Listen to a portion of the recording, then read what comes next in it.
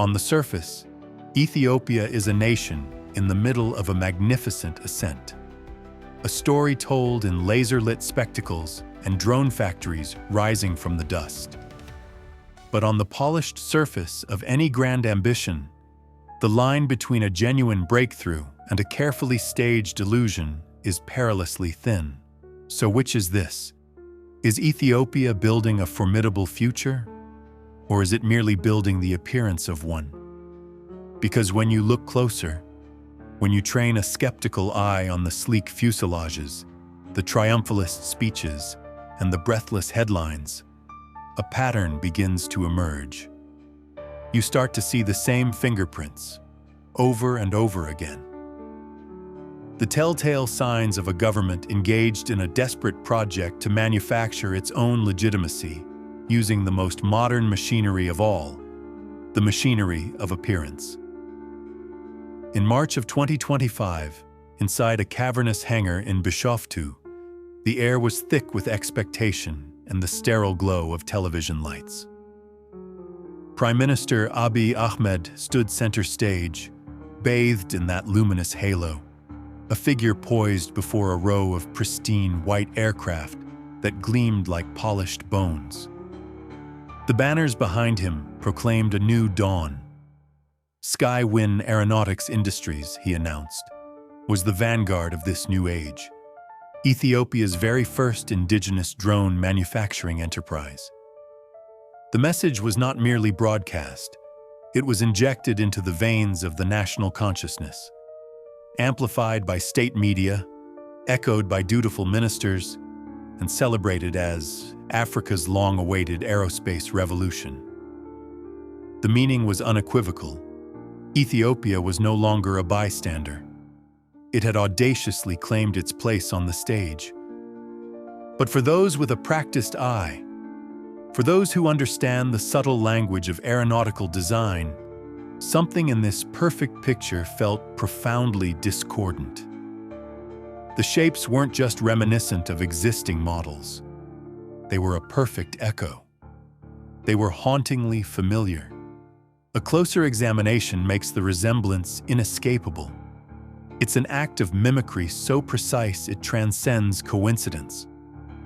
Placed side by side, the drone unveiled by Abiy Ahmed and a commercially available drone from China's Shenzhen Skywing Company are not cousins.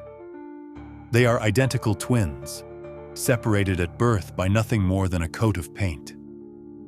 Every single defining feature is mirrored with an almost religious fidelity. Look at the tail, the same distinctive twin-boom structure. Look at the rotors, the same configuration of 4 lift rotors mounted along the wing. Look at the engine, the same rear-mounted pusher propeller, and the very same 2-cylinder, gasoline-powered model, right down to its distinctive orange air filter, a splash of color that betrays the machine's true origins. This is not parallel evolution. This is replication. The government calls this manufacturing, but in the unforgiving language of engineering, this is the industrial equivalent of snapping together Lego bricks according to the instructions and claiming to be the architect of the castle. So the drone itself is a carbon copy. But the deception doesn't end with the design. The next clue is even bigger, hidden in plain sight, not in what you can see, but in what is missing. And that brings us to the matter of scale. And scale never lies. The Skywin hangar, as presented on television, is neat, clinical, and modern, but it is also poignantly small. What is conspicuously absent is the heavy, foundational infrastructure of true aerospace manufacturing. Where are the massive, multi-ton jigs needed to hold entire airframes? Where are the industrial autoclaves required to cure advanced composite materials? Where is the wind tunnel, the avionics lab, the machine shops? They simply aren't there.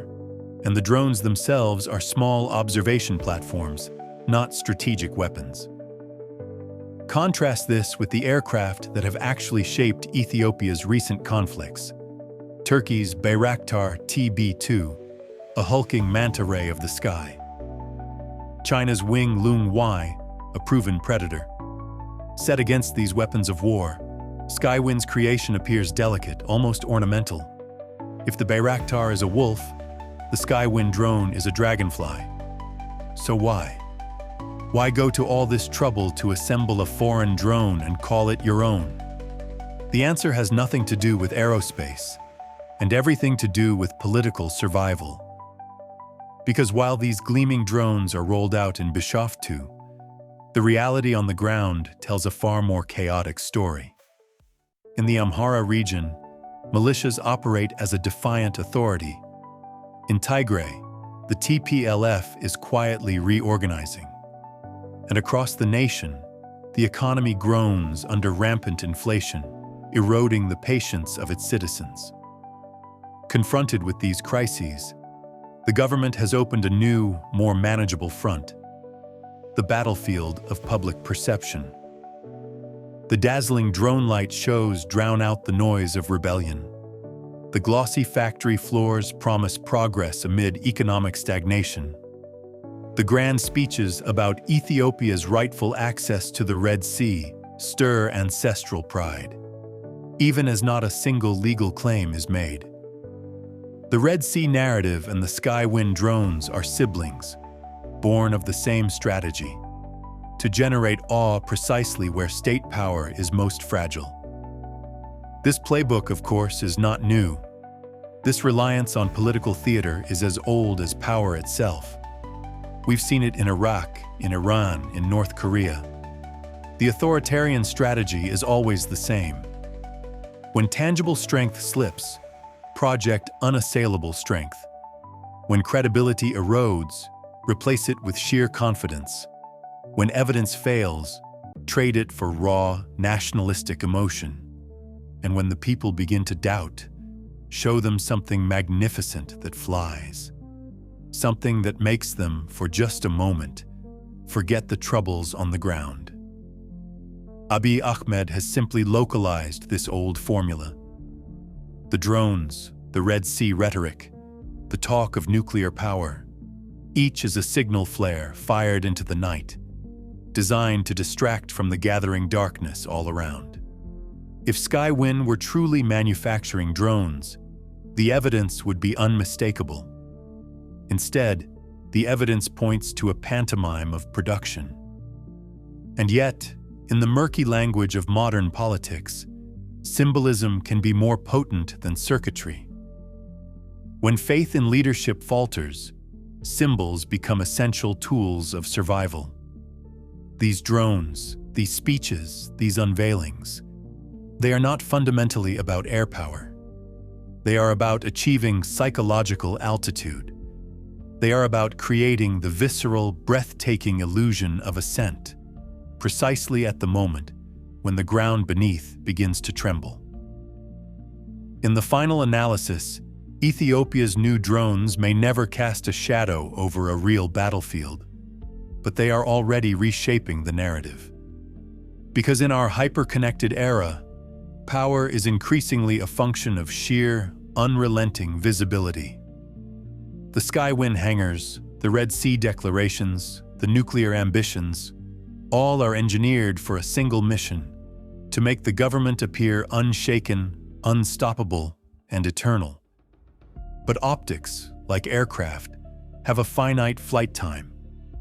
They are bound by the laws of political physics. Eventually, the fuel of spectacle runs low, and every performance, no matter how dazzling, must descend. And when the smoke from the light shows clears and the hangar lights are dimmed, a single, haunting question will remain, lingering in the silence. Did Ethiopia truly begin to build a new, self-reliant future inside those polished hangars? Or did it merely construct a breathtakingly detailed, meticulously stage-managed reflection of one?